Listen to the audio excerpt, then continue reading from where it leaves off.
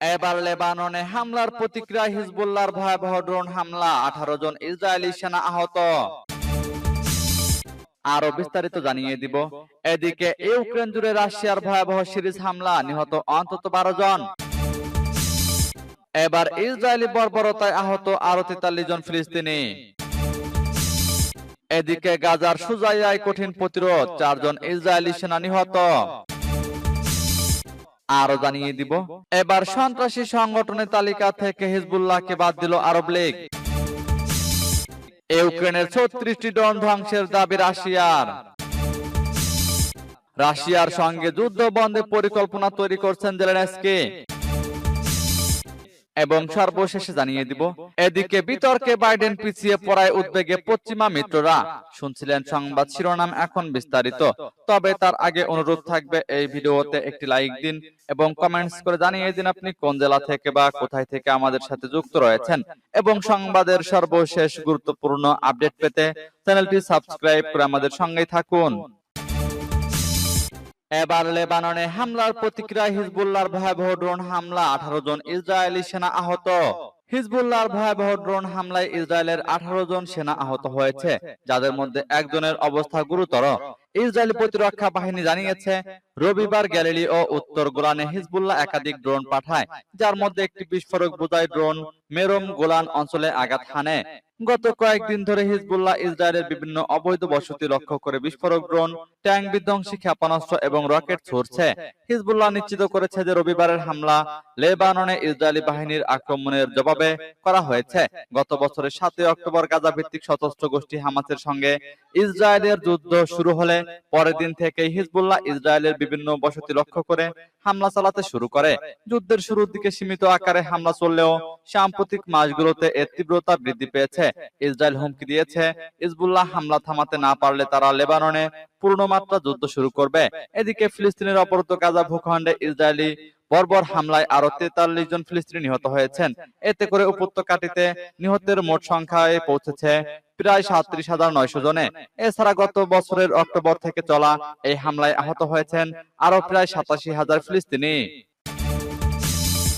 এদিকে ইউক্রেন জুড়ে রাশিয়ার সিরিজ হামলা, নিহত অন্তত 12 জন। ইউক্রেনের পূর্বাঞ্চলীয় ফ্রন্টে ব্যাপক অভিযান চালিয়েছে রাশিয়া। শনিবারের সিরিজ হামলায় সেখানে মৃত্যু হয়েছে কমপক্ষে 12 জনের। নিহতদের মধ্যে 4 জন শিশু। প্রাণহানি আরো বাড়তে পারে বলে শঙ্কা জানিয়েছেন দেশটির প্রেসিডেন্ট ভলোদিমির জেলেনস্কি। খবর কাতার ভিত্তিক সংবাদ মাধ্যম আল জাজিরার। জাপোরিজিয়ায় কাছাকাছি ভিলনিয়ানস্কে চালানো হয় ভয়াবহ হামলা। অঞ্চলটিতে মৃত্যু হয়েছে 2 জন শিশু সহ 7 জনের, আহত হয়েছে আরো 18 জন। কোন সামরিক স্থাপনা না থাকলেও আবাসিক এলাকা লক্ষ্য করে চালানো হয়েছে হামলা। দনেতস্কে 24 ঘন্টায় 13 দফা হামলা হয়েছে আবাসিক এলাকায়, এমন অভিযোগ জেলেনস্কি প্রশাসনের। এই পরিস্থিতিতে পশ্চিমাদের প্রতি অস্ত্র সরবরাহ ত্বরান্বিত করার আহ্বান জানিয়েছে ইউক্রেনীয় প্রেসিডেন্ট।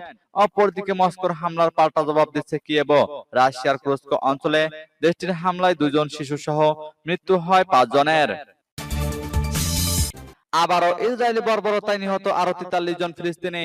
কোনো কিছুতেই থামছে না ফিলিস্তিনের অবরুদ্ধ গাজা ভূখণ্ডে ইসরায়েলি বর্বরতা।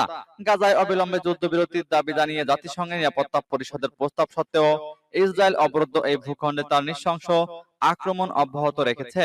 নতুন করে আরো 43 জন ফিলিস্তিনিকে হত্যা করেছে ইসরায়েলি বাহিনী। এতে করে উপত্যকাটিতে নিহতের মোট সংখ্যা পৌঁছেছে প্রায় 37,900 জনে। চলমান ইসরায়েলি হামলায় এখন পর্যন্ত আহত হয়েছেন প্রায় আরো 87,000 ফিলিস্তিনি। রোববার এক প্রতিবেদনে এই তথ্য জানিয়েছে বার্তা সংস্থা আনাদুলু। প্রতিবেদনে বলা হয়েছে, গাজা উপত্যকায় ইসরায়েলের চলমান হামলায় আরো 43 জন ফিলিস্তিনি নিহত হয়েছেন। এতে করে এ পর্যন্ত মোট মৃতের সংখ্যা 37,877 জনে পৌঁছেছে বলে জানিয়েছে স্বাস্থ্য মন্ত্রণালয়। মন্ত্রণালয় বলেছে, গত 24 ঘন্টায় 3টি পরিবারের বিরুদ্ধে ইসরায়েলি হত্যাকাণ্ডে 43 জন নিহত এবং আরো 111 জন আহত হয়েছেন। অনেক মানুষ এখনো ধ্বংসস্তূপের নিচে এবং রাস্তায় আটকা পড়ে আছেন, কারণ উদ্ধারকারীরা তাদের কাছে পৌঁছাতে পারছেন না। উল্লেখ্য, গত 7 অক্টোবর হামাসের নজিরবিহীন আন্তঃসীমান্ত হামলার পর থেকে ইসরায়েল গাজা উপত্যকায় অবিরাম বিমান ও স্থল হামলা চালিয়ে যাচ্ছে। ইসরায়েল এই হামলায় হাসপাতাল, স্কুল, শরণার্থী শিবির, মসজিদ, গির্জা সহ হাজার হাজার ভবন ক্ষতিগ্রস্ত বা ধ্বংস হয়ে গেছে। এদিকে গাজার সুজাইয়ায় কঠিন প্রতিরোধ, 4 জন ইসরায়েলি সেনা নিহত। গাজা উপত্যকার সুজাইয়া এলাকায় কঠিন প্রতিরোধের মুখোমুখি হচ্ছে ইসরায়েলি বাহিনী। স্বাধীনতাকামী যোদ্ধা আল কুদস ব্রিগেডের হামলায় নিহত হয়েছেন অন্তত 4 জন ইসরায়েলি সেনা। খবর আল জাজিরার। জানা গেছে গত বৃহস্পতিবার থেকে সুজাইয়া এলাকায় অভিযান শুরু করে ইসরায়েলি বাহিনী। শুরুতে ট্যাঙ্ক নিয়ে পদাতিক সেনারা তাণ্ডব চালানো শুরু করে পুরো এলাকায়। এরপর গতকাল ইসরায়েলি বাহিনীকে প্রতিরোধে গেরিলা হামলা শুরু করে স্বাধীনতাকামী যোদ্ধারা। এ সময় আল কুদস ব্রিগেডের পেতে রাখা বোমায় নিহত হয় 4 জন ইসরায়েলি সেনা, আহত হয়েছে আরো অন্তত 5 জন। এদিকে পাল্টাপাল্টি হামলার কারণে সুজাইয়া ছাড়ছেন সেখানকার বাসিন্দারা। কর্তৃপক্ষ বলছে এখন পর্যন্ত এই এলাকার 60,000 মানুষ বাস্তুচ্যুত হয়েছেন। এবার সন্ত্রাসী সংগঠনের তালিকা থেকে হিজবুল্লাহকে বাদ দিল আরব লীগ। লেবাননের সশস্ত্র গোষ্ঠী হিজবুল্লাহকে আর সন্ত্রাসী সংগঠন হিসেবে বিবেচনা করবে না আরব বিশ্বের দেশগুলোর জোট আরব লীগ। ইসরায়েল ও লেবানন যুদ্ধের উত্তেজনার মধ্যে শনিবার জোটটির সহকারী মহাসচিব হোসাম জাকি এ ঘোষণা দেন। খবর আনাদুলু এজেন্সির। প্রতিবেদনে বলা হয়েছে বৈরুত সফরের একদিন পর এক মিশরীয় টিভি চ্যানেল আল কাহেরাকে হোসাম জাকি বলেন, আরব লীগ হিজবুল্লাহকে সন্ত্রাসী সংগঠন হিসেবে তালিকাভুক্ত করেছিল। সিদ্ধান্তটি রেজুলেশনেও প্রতিফলিত হয়েছিল। এই সিদ্ধান্তের উপর ভিত্তি করে হিজবুল্লাহর সঙ্গে যোগাযোগ ছিন্ন করা হয়।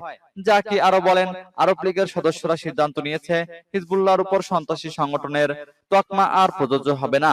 লেবাননের সংবাদপত্র আল আখবার জানায়, শুক্রবার বৈরুত সফরে যান জাকি। সেখানে হিজবুল্লাহর সঙ্গে সংযুক্ত লয়ালিটি ও রেজিস্ট্যান্স ব্লকের প্রধান মোহাম্মদ রাদের সঙ্গে বৈঠক করেন তিনি। এর মধ্য দিয়ে 1 দশকেরও বেশি সময়ের পর আরব লীগ ও হিজবুল্লাহর মধ্যে যোগাযোগ হলো।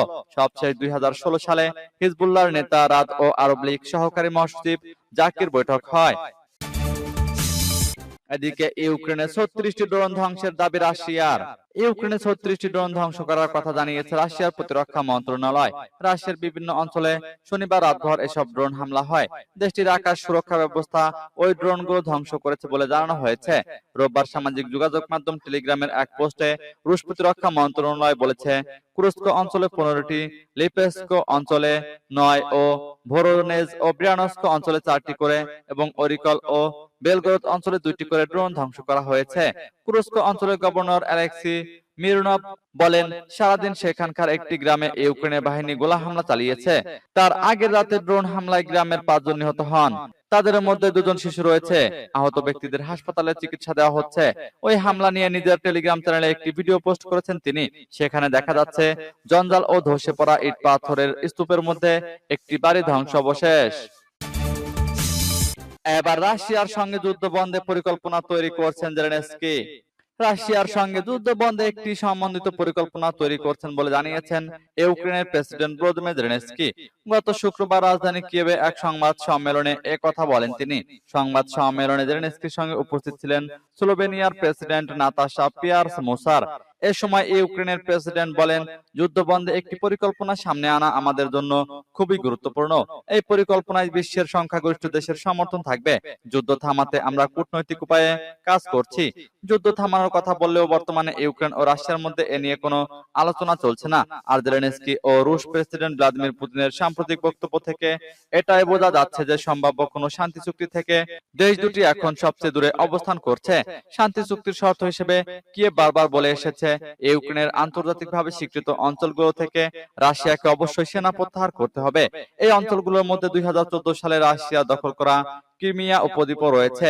এরপরই কেবল মস্কোর সঙ্গে শান্তি আলোচনা শুরু করবে কিয়েভ। এদিকে যুদ্ধক্ষেত্রে রুশ বাহিনী আরো অগ্রগতি অর্জন করেছে বলে দাবি করেছেন দেশটির প্রেসিডেন্ট ভ্লাদিমির পুতিন। তার ভাষ্যমতে রাশিয়ার অভিযানের মুখে ইউক্রেনের পূর্ব ও দক্ষিণ অঞ্চলে আরো এলাকা ছেড়ে গেছেন ইউক্রেনের সেনারা। মূলত সেখানে আত্মসমর্পণ করেছে কিয়েভ। ওই এলাকাগুলো বর্তমানে রুশ বাহিনীর দখলে রয়েছে। এদিকে বিতর্কে বাইডেন পিছিয়ে পড়ায় উদ্বেগে পশ্চিমা মিত্ররা। যুক্তরাষ্ট্রে আগামী প্রেসিডেন্ট নির্বাচন নিয়ে অনুষ্ঠিত সরাসরি প্রথম বিতর্কে বিপর্যয়ের পর জো বাইডেনকে নিয়ে হতাশ তার দল ডেমোক্রেটিক পার্টি। বিতর্কে প্রতিদ্বন্দ্বী প্রার্থী রিপাবলিকান পার্টির ডোনাল্ড ট্রাম্পের সামনে মোটেও ভালো করতে পারেননি তিনি। বাইডেনের এই ব্যর্থতাকে উদ্বেগজনক হিসেবে দেখছে যুক্তরাষ্ট্রের মিত্র বিভিন্ন দেশ, এমনকি পশ্চিমা সামরিক জোট ন্যাটো। গত বৃহস্পতিবার যুক্তরাষ্ট্রের আটলান্টা শহরে সিএনএন এর স্টুডিওতে অনুষ্ঠিত ওই বিতর্কে প্রেসিডেন্ট জো বাইডেনকে এক প্রকার কোণঠাসা করে ফেলেন সাবেক প্রেসিডেন্ট ডোনাল্ড ট্রাম্প। এরপর থেকে 81 বছর বয়সী বাইডেন নভেম্বরের নির্বাচনে ট্রাম্পকে সামলাতে পারবেন কিনা সে প্রশ্ন উঠেছে। এমনকি নির্বাচনের প্রার্থিতা থেকে বাইডেনকে সরে দাঁড়ানোর কথাও তুলছেন ডেমোক্রেটিক পার্টির অনেকে। নির্বাচন থেকে বাইডেনকে সরানো নিয়েই মূলত ভয় পাচ্ছে ন্যাটো সহ ওয়াশিংটনের পশ্চিমা মিত্ররা। যুক্তরাজ্য ও ইউরোপীয় নীতি বিষয়ক সিএনএন এর সম্পাদক লুক ম্যাকগির মতে, কূটনীতিকদের ভয় শেষ সময়ে এসে প্রার্থী পরিবর্তন করা হলে পুরো নির্বাচনী প্রক্রিয়া সংকটের মধ্যে পড়তে পারে। এতে রাশিয়া ও চীনের মতো শত্রুরা মার্কিন গণতন্ত্রে হস্তক্ষেপের সুযোগ করে নিতে পারে। লুক ম্যাকগি বলেন, এমনটা হলে শত্রু দেশগুলোর তুলনায় যুক্তরাষ্ট্রকে দুর্বল দেখাবে। এর দুর্বলতা ভুয়া তথ্য ছড়ানোর সুযোগ করে দিতে পারে, আর ভুয়া তথ্য যুক্তরাষ্ট্র ও পশ্চিমা দেশগুলোর মধ্যে বিভেদ সৃষ্টি করতে পারে।